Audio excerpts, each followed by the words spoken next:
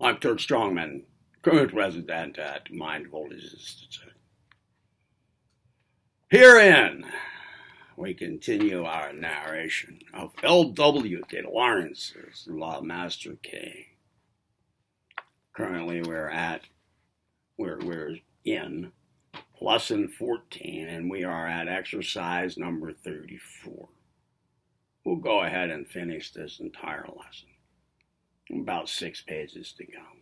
Before I continue, if you haven't subscribed to this channel yet, well, shame on you. Go ahead and do that right now. And at the same time, activate the notification bell feature to be apprised of new uploads here. Immediately below your media player window, the thumb up icon there, click on that right now too. That way you can easily and instantly share the joy of this channel with others. That's very important. And then in the video description area, another thing that's important. The donation by PayPal information there, please make a note of it. Now, where are my glasses? We'll get rolling here. Let's see. All right, here we go. L.W. deLaurance is the Master Key, Lesson 14, Exercise 34, Concentration Applied to Muscle Control. In some of the other exercises, there have been directions given to control of muscles. Well, this following exercise is to develop still further control of the muscles, but it is one that needs at first the cooperation of another person. Whenever the ordinary man or woman contracts a muscle, sympathetic attraction is set up in various other muscles, and this can be prevented by concentrating the mind solely on the muscles you wish to contract. Suppose you clench your fist with the arm fully extended, and then you draw your arm up to your shoulder, and suppose someone is holding your other arm. The instant you clench your fist and draw up arm number 1, your friend will feel arm number 2 contracting sympathetically. Now, the way to overcome this is for your friend to keep lifting arm number 2 and letting it fall while you are contracting the other arm. By so doing, the muscles become in time relaxed, and you can concentrate perfectly on one set of muscles in arm number 1 without comparatively any sympathetic attraction being set up in arm number 2.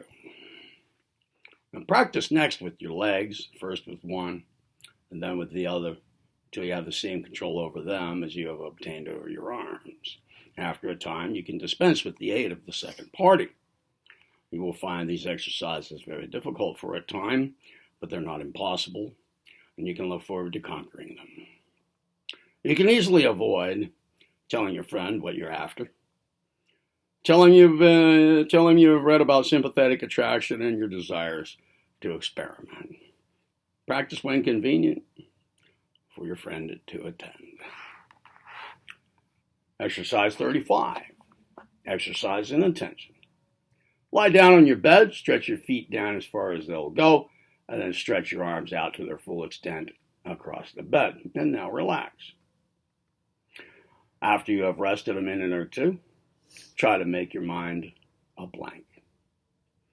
As each thought comes into your mind, by an effort of will, try to reject it. That is, do not follow it up, and so allow a train of thought to be established. Resolutely put each thought to one side and try to think of nothing. Make the mind a complete blank if you can. Now, the first trial of this exercise will make you declare it impossible. But it's not impossible. Many students of advanced concentration, especially in India, have accomplished it. Of course, it cannot be sustained for a long time, although some Indian students declare that it can. But whether long or short, it's a valuable exercise in concentration because it develops great willpower and thought control. As it's been said, the first feeling is one of despair, but after a few weeks' trial, you will be not so discouraged. You have much the same feeling when first you commence to learn a musical instrument. You think it's impossible to make headway, but gradually the power comes and you cease to wonder. and you must be exceedingly careful in your first attempts at this exercise. Do not practice it for longer than a minute at a time, and only once per day for the first week or so. Extend very gradually, and when you can keep the mind blank for nearly 3 minutes, you will have developed a wonderful control over your thoughts. Exercise 36, another exercise in attention. Lie down, as in the previous exercise, and make the mind a blank for a few seconds. Then instantly commence to think of a subject that you decide on before lying down. Suppose, for example, you choose health. Never mind if at the time you're not in good health. Try to think what it means to be in perfect health, what your appearance would be like, the pleasure it would bring, the freedom from illness. And then, excuse me, and then when you feel you have exhausted the subject, banish it by making the mind a blank again. And after a few seconds, rise. You should choose a fresh subject each day, such as wealth, power, position, influence, love, happiness, etc. Think also of any particular ideal you should like to see realized. But never think negative thoughts such as fear, ill health, misery, hate, death, etc. For it is a law in concentration, for which there is a sound psychological basis, that what we concentrate upon, well, that is what we tend to become. Many people take advantage of this law by concentrating daily on their future, mapping it out clearly and willing at the same time that it shall come to pass. Exercise number 32 exemplifies this. The difficulty in this exercise is to keep the mind to its subject, as after a period of blankness, it tends to rush along at top speed. Keep a firm control over it and never allow it to wander from the subject. As soon as the exercise is over, 15 minutes, banish from the mind the subject upon which you have concentrated. Exercise number 37, concentration applied to defining. One of the most difficult things in the world of thought is the power to define. Suppose you're asked to define the word chair. You will probably answer something to sit on. But you can sit on the ground. Would you call that a chair?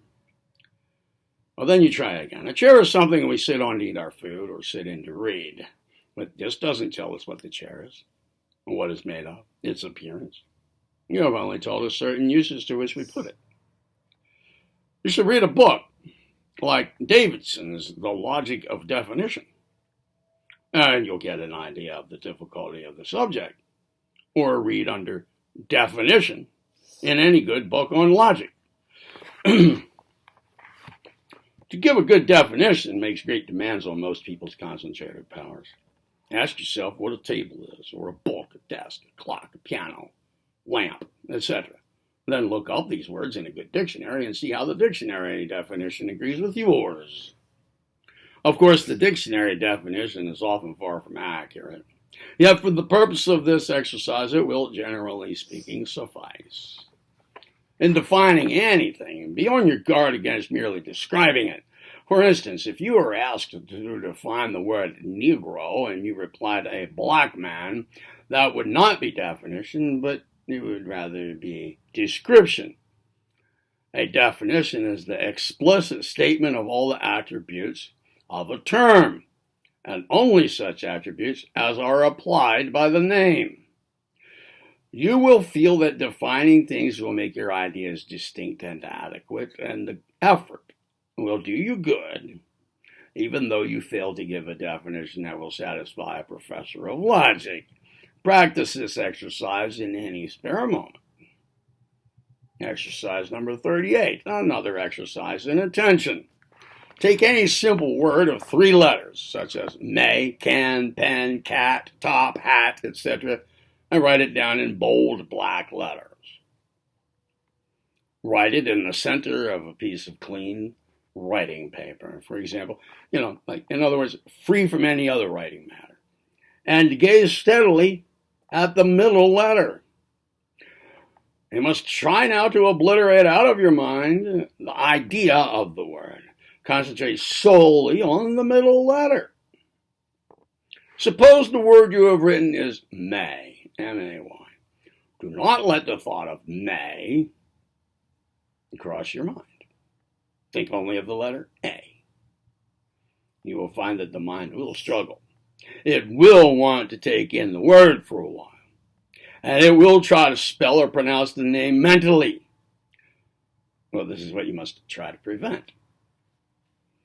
This exercise looks really simple, perhaps, but in reality it's very difficult. And that's the reason the author has kept it back until now. It cannot be done until the mind has had a fair amount of training already, such as has been given you in previous lessons here. Try it on a series of words, 2 minutes each, at different intervals during the day, and you'll find that it is not so simple as it appears. And this is an excellent exercise for anyone troubled with mind wandering. Exercise 39, concentration applied to speech. The best way to obtain extraordinary accuracy and flow of language is to lay it down as a fixed rule to do your best on every occasion and in every company to impart whatever you know in the most forcible language you can put it in, and that by constant practice and never suffering any careless expressions to escape you or attempting to deliver your thoughts without arranging them in the clearest manner. It will in time become habitual to you. This plan makes an excellent exercise in concentration, for it requires constant watchfulness, constant concentration to achieve the relevant success. The majority of people never try to express themselves well. They should be ashamed, probably, if someone were to present them the verbatim report of any conversation they had taken part in, where they were unconscious that they were being reported or even watched. You should commence from today, and instead of using sentences with no character or swing about them, try to express yourself in the best language you can find in which to clothe your thoughts. But remember, do not go to the other extreme and use long words where short ones will do, or stilted or pedantic language. Let your sentences be simple, with no long involved phrases or subordinate sentences to try the patience of your hearers. Speak naturally, that is, with no suggestion of artificiality, yet with strict regard to grammatical principles, and you will find that your conversation will be sought after. Read Boswell's Life of Johnson. You'll get an excellent idea of what good conversation is. But remember to avoid some of the doctor's errors due to his fondness of hearing himself speak. I cannot too strongly urge upon you to pay attention to this exercise. To businessmen and to professional men, it's simply invaluable, as it will mark them out from the ordinary man wherever they go, and will command the attention and respect of all with whom they come into contact. Exercise number 40. Errors in concentration. Well, the author in this exercise wishes to draw your attention to some kinds of concentration that are wrong, so that in the future you may guard against them. Emerson has a saying, if you're interested in a book, put it away. Well, do you know what he meant? He meant to guard you against concentrating wrongly. Anything you're interested in, you concentrate on naturally. The danger is that you get so interested that you do not notice the effect upon your nervous system, or the effect upon your muscles, or upon your eyes. Always be on your guard then in reading an interesting book. Stop every now and then and note if there's any strain anywhere. Especially watch your breathing. It's the first to suffer from this wrong concentration. It's a good practice to put the book to one side in its most interesting part and concentrate upon something else. This will show you if the book is having too strong an effect upon you, for if it has, it will be impossible for you to concentrate upon anything else. Never let a book make you say, I couldn't put it down until I was finished. If you do so, you have paid for the book with more than cash. Watch your concentration in games. If you win, never let it lead you to excess. If you lose, never let it make you angry. In other words, you have concentrated wrongly on the game if it makes you feel too pleased or if it annoys you. The havoc worked by wrong concentration in games, especially on the nerves, is strongly shown in chess contests. The strain on the players is something terrible, and many chess players have had to give up the game altogether simply on account of the strain. A training in concentration would have avoided all of this and given them an enormous advantage over their opponents. Note carefully your concentration when you're at a theater and watching a play. Prepare yourself beforehand by determining that you will take special care to control your emotions. Take your mind off the play now and again and examine yourself critically. Instead of concentrating on the play, you have simply let yourself be hypnotized, and the actors have done what they liked with your emotions. Follow the same method or plan when listening to a speaker or to a musical performance. Watch your concentration in an argument. If it makes you lose your temper, you have concentrated wrongly. Instead of aiming at the validity of the argument and trying to confine your opponent to the same, you have handed over to him your strongest weapon, your self-control. You should concentrate upon the determination of the argument, and your desire should be that the right or truth will prevail. Whichever way the argument goes, then, that is, whether you win or lose, will not matter to you. Will not matter to you. You've done what you set out to do. You've concentrated rightly.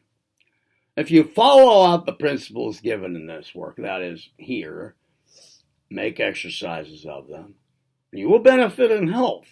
You will gain a reputation for calmness and coolness. You will develop your powers of concentration and mental discipline to an extent unknown to the vast majority of mankind. Health and mental force. Whatever contributes to the health, vitality, goodness of heart, and soundness of mental force contributes to success in life. Health and vitality being the lead requisites, the health habits of the student should be good, his will strong, while patience, endurance, and perseverance and sympathy should be marked features of his character. He should have a good, full, clear eye. His gaze should be honest, steady, and penetrant. Health is largely a question of constitution. It is inbred. It comes by nature. Its maintenance is requisite, but the how of its preservation and maintenance need not be entered upon here.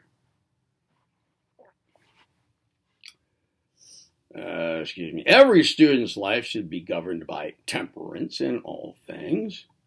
He should abstain from gross foods, impure drinks, and associations, cultivate the good and the true within himself. I might say that early and regular habits, morning bath, simple diet, adequate physical exercise, calmness, and evenness of mind will largely contribute to successful results. As for the rest, the student must study and practice. Vitality. To add and store up vitality and to make your physique appear attractive, think and practice the following. Number 1. At mealtimes, make it a point to masticate every morsel as thoroughly as possible, and to think and picture within yourself that you are extracting a good deal of strength from the food. Number 2. When practicing the breathing, implant the idea in your mind that you are absorbing within you nature's life forces in abundance. Number 3, while taking a bath, concentrate and believe that you are drawing health and strength from the water you bathe in to vivify your system and to make your physique strong. The will Next to health comes self-government, the development of will and the power to concentrate your energies. Will can be cultivated by the exercise given in Part 4, but the initial power of will depend upon your concentration and mental discipline. A person deficient in firmness, self-esteem, conscientiousness, and continuity is not likely to have a strong will. But if, in addition to the foregoing, they have those faculties which tend to timidity, lack of concentration, want of courage, as far as will is concerned, they would not develop concentration. If you grasp the elementary principles of concentration and mental discipline, you will be the master of the laws through which the human mind is molded and swayed, and of that intangible and subtle power which controls wherever daggers fall. Where daggers fail, where even daggers fail. Patience and perseverance is the pride of success. Patience and perseverance is the price of success. It matters not how unimportant these instructions may seem to you, or how simple they may appear. Make up your mind to follow them in every detail. Do not pass judgment upon a thing until you have given it a fair trial. Remember, the greatest things in life are often the simplest ones. It may seem to you that the exercises are too simple to produce the astounding results which the writer claims here. But if you will only give the lessons a thorough trial, you will be more than enthusiastic in your praises of them. And when you finish Part 2, you will feel astounded at your success and the degree of your advancement. The salient and all-important advice is learn each lesson before taking up the next one. Unless you succeed in the first, and until you succeed in that, you should not take up a next lesson. If you proceed contrary to these directions, the author is not responsible for your success. Remember, the instructions now laid before you are the foundation over which you will have to build the structure of success. They are the master key, and without it, the doors of concentration will not be opened to you. Master it well, and your complete success is certain. Self-control is that quality in man which attracts interest, confidence, friendship, and love of mankind. This is the secret of success. In conversation, observe the following rules. Never interrupt a person while speaking. Appear to pay attention and to be interested in the conversation, but do not let his thoughts produce any real impression upon you. Avoid arguments on any and all subjects, for everyone has got his own opinions. Do not attract attention by either your loud talk or laughter, or show your egotism by trying to absorb in conversation. Avoid whispering or conversing in a language that all parties may not be acquainted with. If you are gifted with wit, don't make a display of it. Don't use slang words, and never indulge in idle or ill-natured gossip. Do not boast of your achievements. Never make fun of the peculiarities or idiosyncrasies of people with whom you come into contact. Always be simple, neat, and clean. Keep your body clean and void of any bad odor, and let your clothes be brushed and neat. Be always polite, for politeness is the oil that lubricates a society. Avoid arrogance and sycophancy. Be plain and unassuming. Study the characteristics of each and every man with whom you wish to influence. Never get excited in conversation. Always be obliging and ready to assist others out of misfortunes and dilemmas. Be as agreeable to your social inferiors as to your equals and superiors. If you are quick-tempered and apt to give way to a fear of misfortune or worry, you should pay particular attention to the lessons given in Part 4 under Will Culture. Cultivate a frank and open manner. Always be earnest when you talk. It not only holds the attention of the people to whom you are talking, but it's also a valuable aid to you. Cultivate an agreeable tone of voice, avoiding a mumbling utterance on the one hand and a loud, boisterous tone on the other.